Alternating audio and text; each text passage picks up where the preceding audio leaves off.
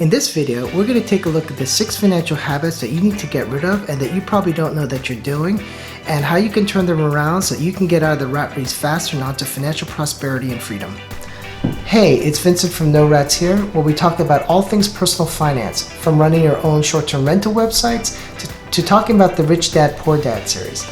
If you're new to the channel, please consider hitting that subscribe button and comment in the comment section below, because it's the only place that I could probably interact with you, and it'll help me answer any of your questions you have about this or any future or past videos. Okay, let's just jump into it. Hey guys, and welcome to this video. This is habit number 2 of the 6-part series of videos of 6 financial habits that you need to get rid of. Today, we're going to talk about avoiding debt. Avoid debt as much as possible. Possible is the operative word. Sometimes we really do need debt, but you don't need it as a way to piggy bank or finance yourself for everyday basic. Having debt is the reason why people live paycheck to paycheck. In this society today, it's been so readily available to us with all these free offers for credit cards and just making it very simple for us to take credit. All you need to do is take a playbook out of 2008 and just see what easy credit did to the whole mortgage industry. So think of yourself like a balance sheet or a small business. Assets equals liabilities plus stockholders' equity. And so if you increase liabilities, which is debt, you decrease your asset side, or you have to decrease your equity. This is where things become a vicious circle. People end up having to just keep on looping through that cycle where they take on interest, they have to pay it off, take off interest, they have to pay it off. So let me tell you a couple of ways that I look at and how I try to use debt to my maximum use it. So these are a couple of hacks that I've discovered and I actually try to use, but knowing that I manage my cash flow day in, day out.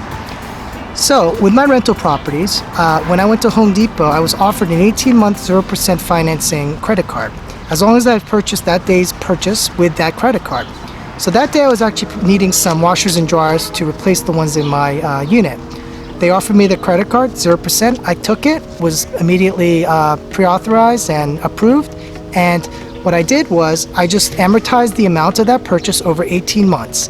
And I knew that looking at that cost, can I pay it off with the internal cash flows generated from the income of that property?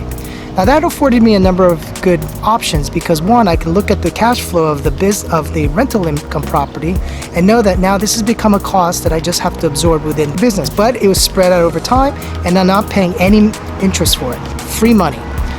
But it also allowed me to monitor and manage my cash flow much more evenly. And that's the problem with a lot of times with debt. You can't manage your cash flow evenly so as you take on more debt, you start increasing your liabilities and then you start to pay that interest. And so you never be able to really manage your cash flow very efficiently because you're always having to pay it down all the time.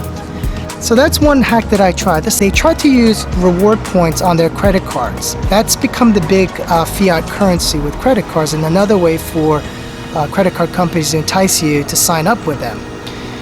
What they'll do is, as you know, if you fly with a certain airline or if you use a certain hotel, they'll give you points for it. My American Express and points for every dollar I spend. The way I use the credit card is the following way. For anything less than $200, I have a strict rule. For anything less than $200, I pay all of my expenditures with my debit card directly from my either business account or my personal checking account.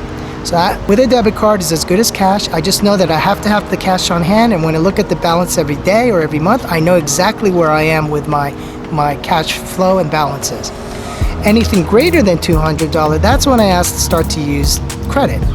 That's when credit is useful. It's that time when you just can't afford it at that time because you just don't have the cash, and then you use it knowing that you either got to pay it off that month, which is what I do. I always use the credit knowing that I'm always going to pay it that month forward.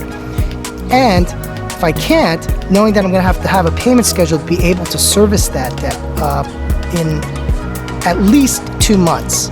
If I have to service something greater than 2 months, then I've got a different problem and I look to different ways to finance that. And typically that's by saving for it. Saving to generate the income to be able to pay for that item. For habit number 2, thank you for watching, and we'll be watching you for habit number 3.